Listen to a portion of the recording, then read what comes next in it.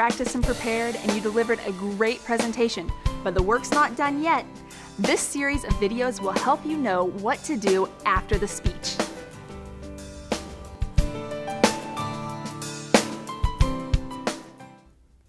You've done a great job of mining the audience for feedback during the presentation. You saw when they got a point, you saw when they didn't, and then you elaborated. But now you want some feedback from your audience about how you did as a presenter, feedback that can help you improve. How do you get it? Well, there's a few ways. First, if you have a little bit of time after the presentation and you want to gauge if your audience understood your topic, ask some pop quiz style questions to them.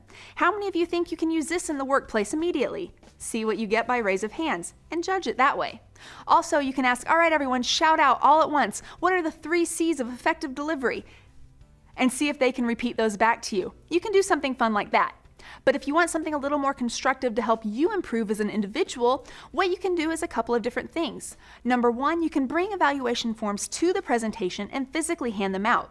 Number 2, I've had a lot of effectiveness following up with people through electronic surveys through services such as SurveyMonkey. And finally, just ask people. As they talk to you after the presentation, get the feedback, because what people think matters.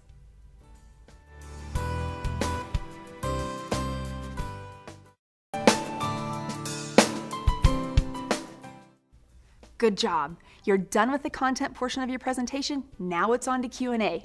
But handling Q&A can sometimes be a little sticky. So here's some tips to help you deal with it more effectively. First, whenever someone asks you a question, what you should always do is repeat the question back to them. It serves 2 purposes. The first purpose is it lets the rest of the audience hear the question, whereas if the person speaking was a soft speaker, they might not have.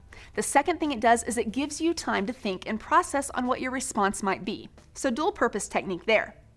But let's say you have a person who is incessantly asking you questions and taking up a lot of time. You can politely defer them till later by saying, "Thank you, ma'am or sir, I really appreciate your questioning. Let's have a conversation after the presentation one-on-one." That's a great technique. Or let's say you have someone who is, instead of asking you a question, is getting up on a soapbox. It's okay to politely interrupt them and say, "We only have a few minutes for questions. Will you please ask yours?" That's an okay thing to do, and it makes you effective at handling Q&A.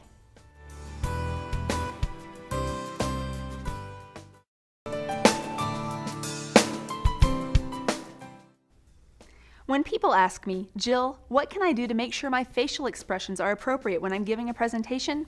the best answer I can give them is get a video of yourself giving a speech. The reason you want to do this is because when you watch a video of yourself, number 1, it'll probably be a very humbling experience. I know it is for me. But number 2, you get a chance to focus in on specific aspects of nonverbal delivery that you can't without a video.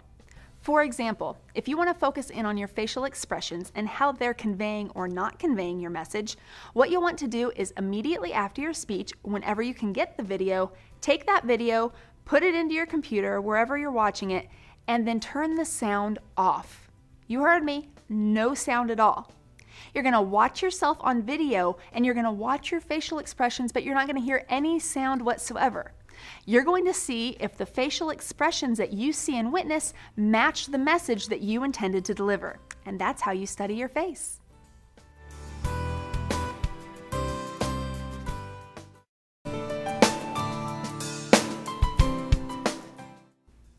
If you really want to improve as a public speaker, you're going to have to do something that may make you a little bit uncomfortable. You have to self-evaluate and self-reflect. Yes, I know it's not the most comfortable thing to do, but doing these exercises will help you understand your strengths and your weaknesses as a presenter and ultimately make you a better communicator. After any presentation you do, as soon after the presentation as possible, you should write down what you feel you did well and what you feel you can improve on. Also write down your overall feeling about the presentation. Did you feel happy? Did you feel sad? Did you feel nervous? And gauge those things so that when you're in a similar situation, you can know what to expect for next time. That's a great way to do an immediate self-evaluation. Once you've had some distance from your presentation and taken a step back, that's when you should do self-reflection and ask yourself questions like, how can I improve for next time? And what can I do to make my audience connect with me more? Then you have time to reflect on those and make an action plan for your next presentation so it'll be better.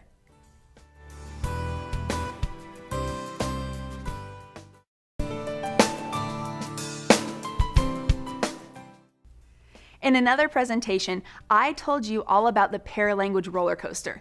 But how do you know if you took your audience on a paralanguage ride? Well, one way to do this is to get an audio recording of your presentation. And if you have a video recording, you already have this. So what you want to do is listen to your presentation, the audio only. You don't want to be watching anything. So if you have video, just turn away or turn the screen off and just let the audio play. What this will do is you can analyze the paralanguage, that rate, tone, and pitch that are in your voice as you speak.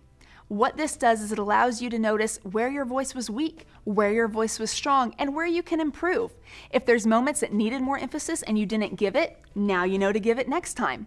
If there are areas where you need to slow down, now you know.